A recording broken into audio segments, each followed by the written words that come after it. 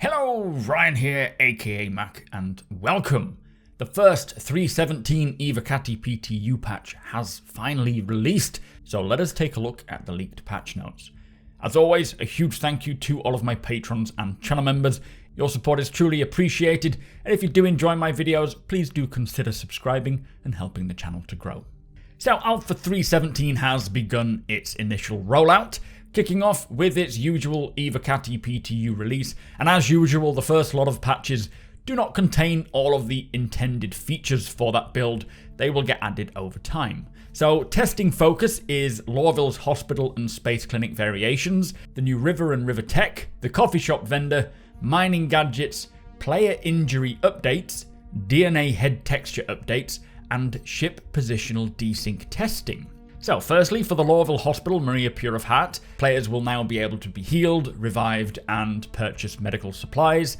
The Space Station Clinic variations, it says that all current Space Station clinics will have new additional modules and layouts to make each clinic unique.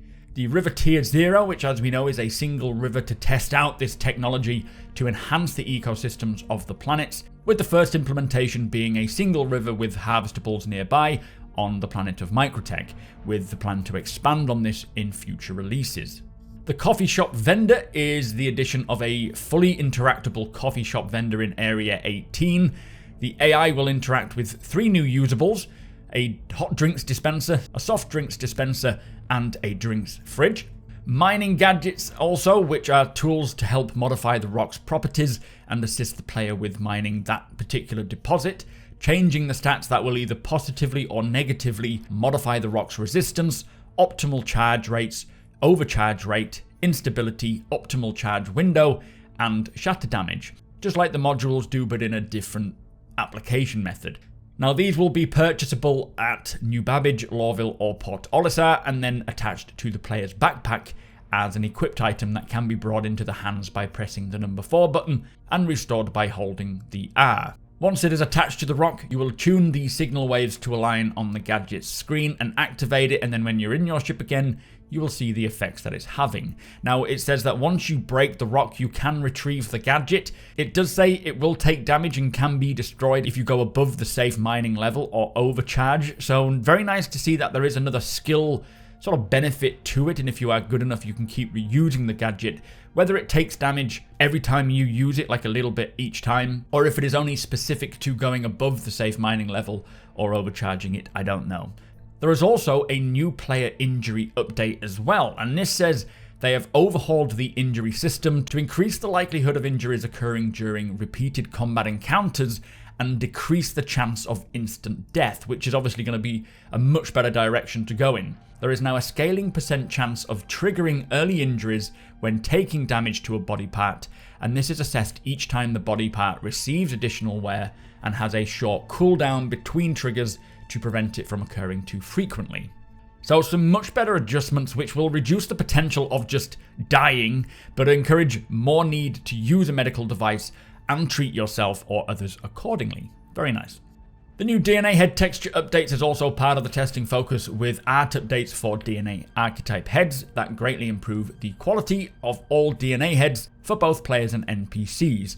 And this update brings additional head archetypes while also updating base textures, wrinkle maps, and irises for the original heads. Now, for the ship positional desync fixes, it says in 3.17 they have put in a networking update that should reduce ship-to-ship desync. They are asking the Evocati members to see how well this works, and relative to 3.16, we should feel as though the facing direction and position of other players' ships are much more accurate and real-time. Now, hopefully this all works, and going forwards, desync will be much less of a problem, as this will benefit all areas of the game. Whether it's just related to ship positional desync, which it sounds like it is, of course, any improvements to any form of desync is a big win, and hopefully they can expand it from there to players and on the ground and so on and so forth.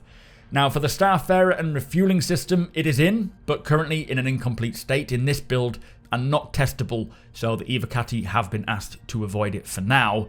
It looks like selling is in to some degree as well, but not listed in the patch notes for testing. It looks as though you can sell items back to about 45% of their original value as a new price, but it also appears item wear and tear may be on its way, Whether it is for 3.17 or later, I don't know. Again, it is also not listed in the patch notes. Maybe once item selling is part of the testing focus, they may address that at that time.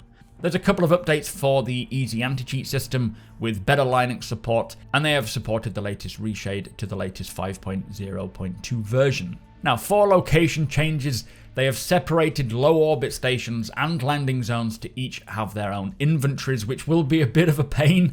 It is a nice, easy way around not having to travel down.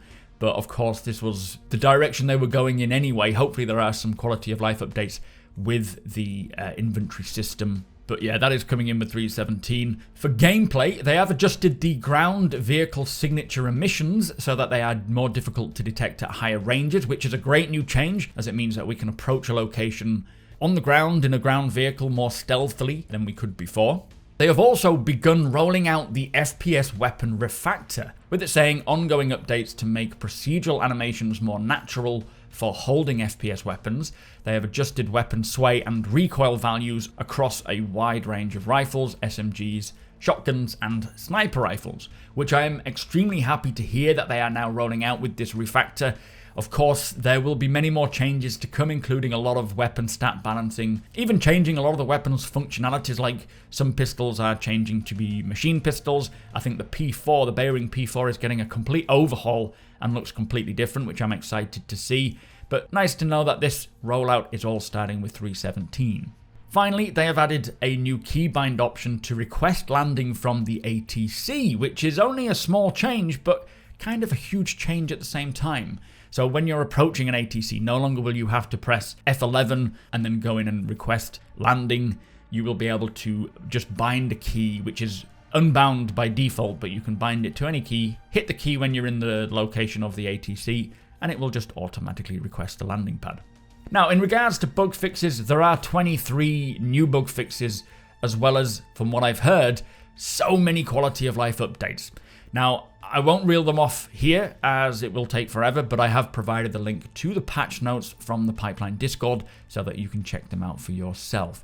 There is also 11 client crash fixes and 2 server crashes fixed. So quite the first patch with a ton of updates, and this doesn't even include all the features yet. I am also very intrigued to see just what else CIG have up their sleeves for this build. I feel like there is probably more to come that isn't listed just yet, even on the release view. Like clouds at Lawville, fingers crossed if they can get that in from what we heard on Inside Star Citizen.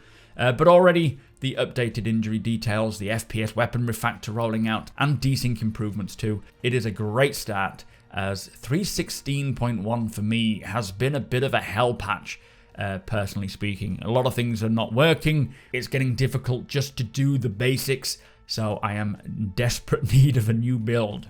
I have also heard word about a Reclaimer Derelict potentially dropping for 3.17, but again, not officially from CIG, so take that as it is. But there you have it. That is the first 3.17 PTU build that is now out the door for the Evocati, so it will begin now making its long journey through to the live servers, which should be around the end of March if all goes to plan, but often it is a little bit after that.